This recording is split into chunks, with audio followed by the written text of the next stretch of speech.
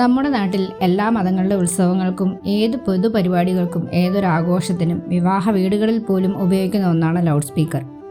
ഇത് ഉത്സവമാണല്ലോ, അല്ലെങ്കിൽ ആഘോഷമല്ലേ, കുറച്ച് ദിവസം സഹിച്ചാൽ മതിയല്ലോ എന്നൊരു മനോഭാവം സമൂഹത്തിൽ വളരെ ആഴത്തിൽ കയറി നിൽക്കുന്നു.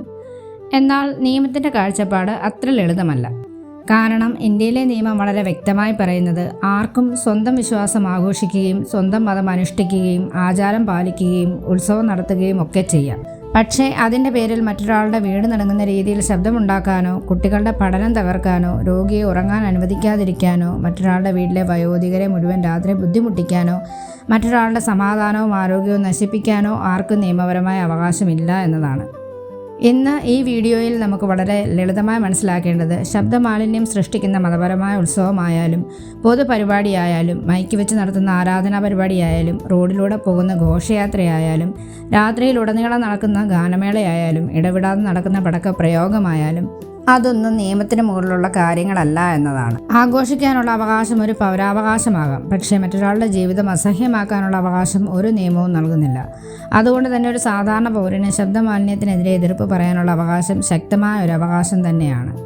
ആദ്യം മനസ്സിലാക്കേണ്ട ഏറ്റവും പ്രധാന കാര്യം ഭരണഘടന നൽകുന്ന മതസ്വാതന്ത്ര്യം എന്നത് നിയന്ത്രണമില്ലാത്ത ശബ്ദമുണ്ടാക്കാനുള്ള അവകാശമല്ല എന്നതാണ്. കാരണം ഭരണഘടന ഓരോരുത്തർക്കും സ്വന്തം മതം വിശ്വസിക്കാനും പ്രചരിപ്പിക്കാനും അനുഷ്ഠിക്കാനും അവകാശം നൽകുന്നുണ്ടെങ്കിലും ആ അവകാശം പൊതുശാന്തി, പൊതു ആരോഗ്യം, പൊതുസുരക്ഷ, മറ്റുള്ളവരുടെ അടിസ്ഥാന അവകാശങ്ങൾ എന്നിവയുടെ പരിധിക്കുള്ളിലാണ് നിൽക്കേണ്ടത്.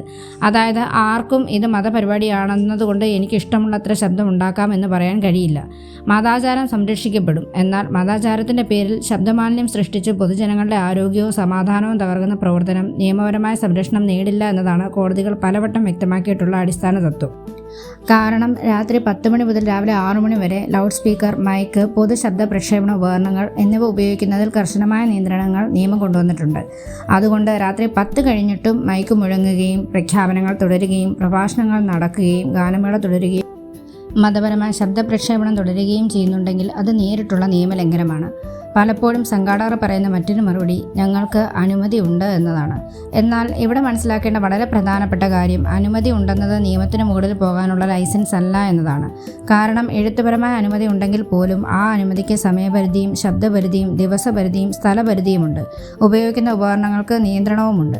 അതിനാൽ അനുമതി ഉണ്ട് എന്നാരെങ്കിലും പറഞ്ഞാൽ ഉടനെ ചോദിക്കേണ്ടത് ഏത് അധികാരിയാണ് അനുമതി നൽകിയിരിക്കുന്നത്, എത്ര മണിവരെ അനുമതി നൽകിയിട്ടുണ്ട്, എത്ര ദിവസത്തേക്കാണ് അനുമതി, ഏത് ഉപകരണത്തിനാണ് അനുമതി നൽകിയിട്ടുള്ളത്, ഏത് നിബന്ധനയിലാണ് അനുമതി എന്നിങ്ങനെയാണ്.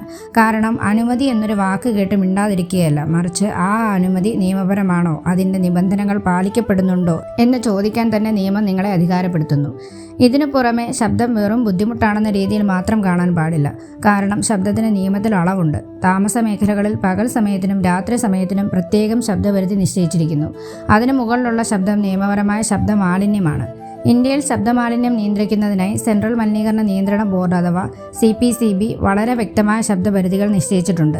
ശബ്ദത്തിൻ്റെ അളവളക്കുന്നത് ഡെസിബൽ എന്ന അളവുകോലിലാണ്. ചുരുക്കത്തിൽ dB എന്ന് പറയുന്ന ഈ അളവുകോൽ ഉപയോഗിച്ചാണ് ഒരു പ്രദേശത്ത് നിയമപരമായി അനുവദനീയമായ പരമാവധി ശബ്ദം എത്ര വരെ ആകാമെന്ന് സർക്കാർ നിശ്ചയിച്ചിരിക്കുന്നത്. ഇപ്പോൾ നിയമം മേഖല തിരിച്ചാണ് ശബ്ദപരിധി നിശ്ചയിച്ചിരിക്കുന്നത്. കാരണം ഫാക്ടറി പ്രദേശവും താമസ മേഖലയും ഒരുപോലെയല്ല, ആശുപത്രിക്ക് ചുറ്റുമുള്ള പ്രദേശവും മാർക്കറ്റ് പ്രദേശവും ഒരുപോലെയല്ല. അതുകൊണ്ടാണ് ഓരോ മേഖലയ്ക്കും വ്യത്യസ്തമായ ശബ്ദപരിധി നിയമം നിശ്ചയിച്ചിരിക്കുന്നത്. വ്യാവസായിക മേഖലയിൽ, അതായത് ഫാക്ടറികളും വ്യവസായ പ്രവർത്തനങ്ങളും കൂടുതലുള്ള പ്രദേശങ്ങളിൽ പകൽ സമയത്ത് പരമാവധി 75 ഡെസിബൽ വരെയും രാത്രി സമയത്ത് 70 ഡെസിബൽ വരെയും ശബ്ദം അനുവദനീയമാണ്. വാണിജ്യ മേഖലയിൽ, അതായത് കടകൾ, വ്യാപാര സ്ഥാപനങ്ങൾ, മാർക്കറ്റുകൾ, ഓഫീസുകൾ എന്നിവ കൂടുതലുള്ള പ്രദേശങ്ങളിൽ പകൽ സമയത്ത് 65 ഡെസിബൽ വരെയും രാത്രി സമയത്ത് 55 ഡെസിബൽ വരെയും ശബ്ദം അനുവദനീയമാണ്. വാസസ്ഥല മേഖലയിൽ, അതായത് സാധാരണ ജനങ്ങൾ താമസിക്കുന്ന വീടുകൾ, ഫ്ലാറ്റുകൾ, കോളനികൾ, നാട്ടുവീഥികൾ എന്നിവ ഉൾപ്പെടുന്ന പ്രദേശങ്ങളിൽ പകൽ സമയത്ത് പരമാവധി 55 ഡെസിബൽ മാത്രമാണ് അനുവദനീയമായത്. രാത്രി സമയത്ത് അത് 45 ഡെസിബലായി കുറയുന്നു. അതായത് രാത്രി സമയത്ത് താമസ മേഖലയിൽ നിയമം വളരെ കർശനമാണ്. നമ്മുടെ വീടുകൾക്ക് ചുറ്റുമുള്ള ഉത്സവ ശബ്ദം, മൈക്ക്, ഗാനമേള, പ്രഖ്യാപനം, പടക്കം എന്നിവ വിലയിരുത്തേണ്ടത് വാസസ്ഥല മേഖലയ്ക്കുള്ള നിയമപരിധിയിലാണ്. ഏറ്റവും കൂടുതൽ നിയമസംരക്ഷണം ലഭിക്കുന്ന മേഖല നിശബ്ദ മേഖലയാണ്. അതായത് ആശുപത്രികൾ, വിദ്യാഭ്യാസ സ്ഥാപനങ്ങൾ, കോടതികൾ എന്നിവയ്ക്ക് ചുറ്റുമുള്ള 100 മീറ്റർ പരിധിയിലുള്ള പ്രദേശം. ഇവിടെ പകൽ സമയത്ത് പരമാവധി 50 ഡെസിബൽ മാത്രമാണ് അനുവദനീയമായത്. രാത്രി സമയത്ത് അത് വെറും 40 ഡെസിബൽ മാത്രമാണ്. അതായത് ആശുപത്രിക്കരികിൽ വലിയ ശബ്ദത്തിൽ സ്പീക്കർ വയ്ക്കുന്നത് നിയമപരമായി കൂടുതൽ ഗുരുതരമായ പ്രശ്നമാണ്. ഒരു ആശുപത്രിക്കരികിലോ സ്കൂളിനരികിലോ രാത്രി മുഴുവൻ മൈക്ക് മുഴങ്ങുകയാണെങ്കിൽ അത് സൈലൻസ് സോൺ നിയമലംഘനം കൂടിയാണ്. ഇവിടെ ഓർക്കേണ്ട മറ്റൊരു പ്രധാന കാര്യം, രാത്രി 10 മണിക്ക് ശേഷം ലൗഡ് സ്പീക്കറുകളോ ഉച്ചത്തിലുള്ള സംഗീത സംവിധാനങ്ങളോ ഉപയോഗിക്കുന്നത് സാധാരണ സാഹചര്യത്തിൽ അനുവദനീയമല്ല എന്നതാണ്. അതായത് രാത്രി 10 കഴിഞ്ഞിട്ടും വലിയ ശബ്ദത്തിൽ മൈക്ക് പ്രവർത്തിക്കുന്നുവെങ്കിൽ ആദ്യം തന്നെ അത് നിയമപരമായി ചോദ്യം ചെയ്യാവുന്നതാണ്. ചില പ്രത്യേക സാംസ്കാരികമോ മതപരമോ ആയ പരിപാടികൾക്ക് വളരെ പരിമിതമായ ദിവസങ്ങളിൽ ഇളവ് ലഭിക്കാം. എന്നാൽ ആ ഇളവ് സ്വമേധയോ ഉപയോഗിക്കാനാകില്ല. അതിന് രേഖാമൂലമുള്ള സർക്കാർ അനുമതി നിർബന്ധമാണ്. കൂടാതെ വർഷത്തിൽ വളരെ പരിമിതമായ ദിവസങ്ങൾക്ക് മാത്രമേ ഇത്തരമൊരു ഇളവ് നിയമം അനുവദിക്കുന്നുള്ളൂ. അതുകൊണ്ട് ഉത്സവമാണല്ലോ എന്ന് പറഞ്ഞ് ആർക്കും രാത്രി മുഴുവൻ ശബ്ദമുണ്ടാക്കാൻ നിയമപരമായ അവകാശമില്ല. മറ്റൊരു പ്രധാന കാര്യം എന്തെന്നാൽ, നിയമപരിധി ലംഘിച്ച് ശബ്ദമുണ്ടാക്കുന്നത് പരിസ്ഥിതി സംരക്ഷണ നിയമപ്രകാരം ചോദ്യം ചെയ്യാവുന്ന നിയമലംഘനം കൂടിയാണ് എന്നതാണ്. അതായത് ഇത് നിയമപരമായ നടപടിക്ക് വിധേയമായ കുറ്റമാണ്. മനുഷ്യകർണത്തിന് ദീർഘസമയം സഹിക്കാവുന്ന പരമാവധി ശബ്ദപരിധി ഏകദേശം 80 ഡെസിബൽ വരെയാണ് എന്ന് ആരോഗ്യപരമായി കണക്കാക്കപ്പെടുന്നു. അതിനു മുകളിലുള്ള ശബ്ദം മനുഷ്യരുടെ ചെവി, ഉറക്കം, ഹൃദയമിടിപ്പ്, മാനസിക സമ്മർദ്ദം, കുട്ടികളുടെ ശ്രദ്ധ, വയോധികരുടെ ആരോഗ്യസ്ഥിതി എന്നിവയെ ബാധിക്കാൻ തുടങ്ങും. ഇനി ഏറ്റവും മനുഷ്യത്വപരവും അതേസമയം ഏറ്റവും ശക്തവുമായ ഒരു കാര്യം എന്തെന്നാൽ, ഒരാളുടെ ഉറക്കം ഇല്ലാതാക്കാൻ പാടില്ല എന്നതാണ്. ഒരാളുടെ ഉറക്കം തകർക്കുന്നത് അയാളുടെ ആരോഗ്യ അവകാശത്തിൻ്റെ ലംഘനമാണ്. കാരണം ഉറക്കം ഒരു മനുഷ്യൻ്റെ ശാരീരികവും മാനസികവുമായ ആരോഗ്യത്തിന് അനിവാര്യമായ ഘടകമാണ്.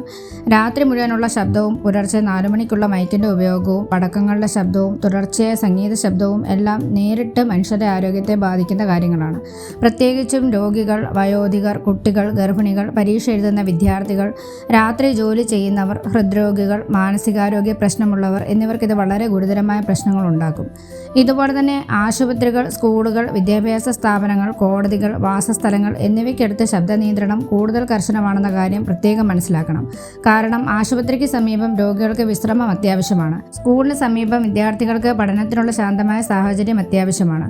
കോടതിക്ക് സമീപം നിയന്ത്രിതമായ പൊതുസമാധാനം ആവശ്യമാണ്. അതുകൊണ്ട് ഇത്തരമിടങ്ങളിൽ വലിയ ശബ്ദത്തിൽ മൈക്ക് ഉപയോഗിക്കുന്നതും രാത്രി മുഴുവൻ ശബ്ദ പ്രക്ഷേപണം നടത്തുന്നതും പടക്കം പൊട്ടിക്കുന്നതും വൻ ഘോഷയാത്രകളിലൂടെ ശബ്ദമാലിന്യം സൃഷ്ടിക്കുന്നതും കൂടുതൽ ശക്തമായി ചോദ്യം ചെയ്യാവുന്ന കാര്യങ്ങളാണ്.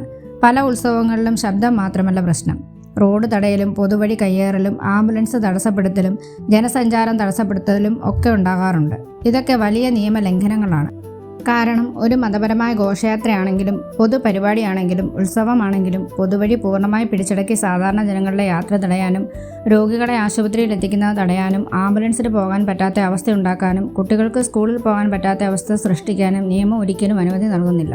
അതുപോലെ തന്നെ മറ്റൊരു കാര്യം എന്തെന്നാൽ, ശബ്ദം മതസ്ഥാപനത്തിൻ്റെ അകത്തളത്തിൽ നിൽക്കുന്നതും ഹോൺ സ്പീക്കർ ഉപയോഗിച്ച് മുഴുവൻ നാട്ടിലേക്കും കേൾപ്പിക്കുന്നതും രണ്ടും നിയമപരമായി ഒരുപോലെയല്ല. കാരണം ആരെങ്കിലും സ്വന്തം സ്ഥാപനത്തിനുള്ളിൽ ആരാധന നടത്തുന്നതും അതേ ശബ്ദം ഹോൺ സ്പീക്കറിലൂടെ മുഴുവൻ താമസ മേഖലയിലേക്കും കേൾപ്പിക്കുന്നതും തമ്മിൽ വളരെ വ്യത്യാസമുണ്ട്. ഈ വ്യത്യാസം നിയമത്തിൽ വളരെ പ്രധാനമാണ്. കാരണം ആരാധനാവകാശം സംരക്ഷിക്കപ്പെടണം, എന്നാൽ അനാവശ്യമായി പൊതുശബ്ദം പാടില്ല.